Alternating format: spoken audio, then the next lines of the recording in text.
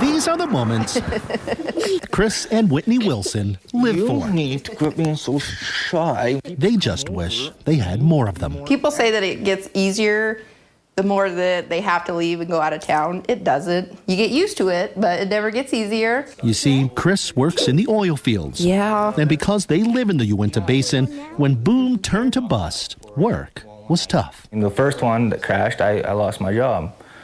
And this time around, I told myself I'll do whatever it takes to keep my job. For the past 4 years or so, that meant leaving his family behind to work in Texas, North Dakota, Montana for weeks, even months at a time. I'd do what needed to be done to make sure that my family had a roof over their head at all times. Of course, their story is like so many others in the basin. I think we've seen a lot of people go through that in the last few years. Sylvia Wilkins is the Economic Development Director in Uintah County and knows how important it is to not rely on just oil and gas. We're trying to diversify the economy. We have a lot of companies we've been talking to, and things are looking good, you know, manufacturing, different industries coming in. The county is also looking at something they've always had, but maybe haven't always promoted well: tourism and recreation. There's the monument, Split Mountain, Green River comes right down through it. Bill Stringer, a Uintah County commissioner, gets downright giddy when talking about what Uintah County has to offer. There's a lot that's being reinvested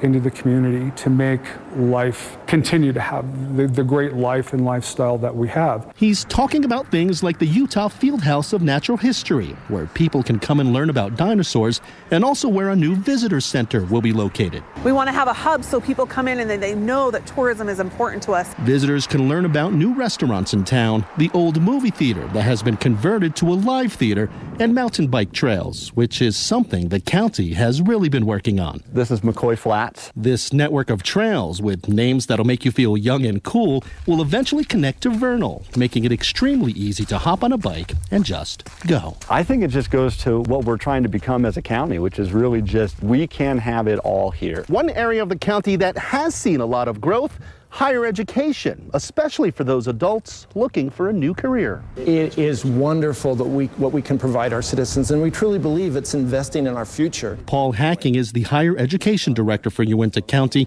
and says between the newly built Applied Technology College and Utah State University Extension, there are 23 bachelor's programs, 17 master's degrees, and several courses to learn new skills, especially for those affected by the downtimes in oil and gas. That's one of the best ways that we can help our citizens that are negatively impacted, and our hearts go out to them. But oil and gas are both still big parts of the local economy.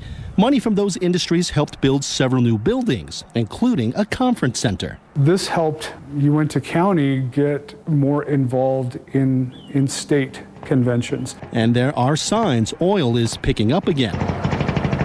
3 months ago, there were 0 oil rigs working in the basin. In mid-March, there were 7. That's still way down from 42 in 2008, but it is a sign of recovery here, which for the Wilsons just might mean no more long stretches of being apart. It'd be nice to see him a lot more often. We just want to provide for our families. We want the opportunity, like so many people else have done, to provide. In the end, that's what we all want. On the road to understanding in Uintah County, Alex Cabrero, KSL 5 News.